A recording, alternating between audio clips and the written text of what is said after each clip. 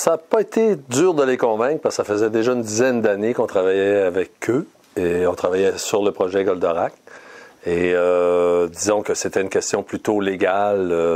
Ils n'étaient pas dans une position pour nous accorder les droits, pour nous donner la licence pour fabriquer et préparer le produit DVD ou VHS dans le temps de Goldorak. Alors, ça n'a pas été vraiment difficile au niveau de convaincre, mais ça a été très difficile au niveau de les obtenir parce que Toei ne pouvait carrément pas nous les céder.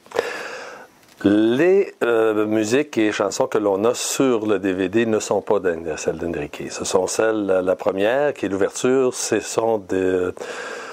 une musique des Goldies. Mm. Et pour ce qui est de... il y a la légende d'Éthérus et le prince de l'espace. Sauf que de courts extraits de chansons d'Enrique se trouvent dans les épisodes même, imbriqués dans des scènes comme... Ça, tous les droits ont été négociés. OK. Alors, tout a été légalement clairé, comme on dit. Alors, il n'y aura pas de problème à ce niveau-là non plus. Définitivement, encore là, en travaillant avec Toei, qui travaille avec lui, il n'y a pas de possibilité de problème puisque tout a été libéré et accepté et approuvé. Ça a été très dur d'avoir les masters, les copies maîtresses que l'on souhaitait, c'est-à-dire les copies maîtresses japonaises. Mais une fois qu'on a commencé à travailler avec les meilleures copies qu'il ne pouvait pas y avoir, les meilleurs masters qu'il ne pouvait pas y avoir, qui n'existaient pas, on a fait quand même un bon travail de rehaussement d'image et de remasterisation complètement de l'audio. Alors c'est pour ça qu'on a une qualité... la meilleure qualité qu'on ne peut pas avoir si on parle de Goldorak. La majorité, on a travaillé avec Toei pour les avoir. On en a fait quelques parties, mais c'est vraiment Toei qui a travaillé dans ce sens. Pour répondre à la question, non, il n'aurait pas été possible parce qu'on a essayé, mais il y a une question de droit, une question de libération de droits. Quand on n'est pas capable de libérer les droits, on ne peut pas se permettre de les éditer. Écoutez, ça, c'est un choix vraiment un peu stratégique parce que ça fait des années qu'on est en contact avec les fans finis de Goldorak. Ça fait plus que 10 ans qu'on a des demandes et des gens qui sont des maniaques en passant de Goldorak. Et eux ne souhaitent pas avoir Et c'est d'ailleurs comme ça dans tous les mangas presque. Quand une série ou des épisodes qui sont en langue originale, on nous demande, on n'apprécie pas de l'avoir en sous-titres.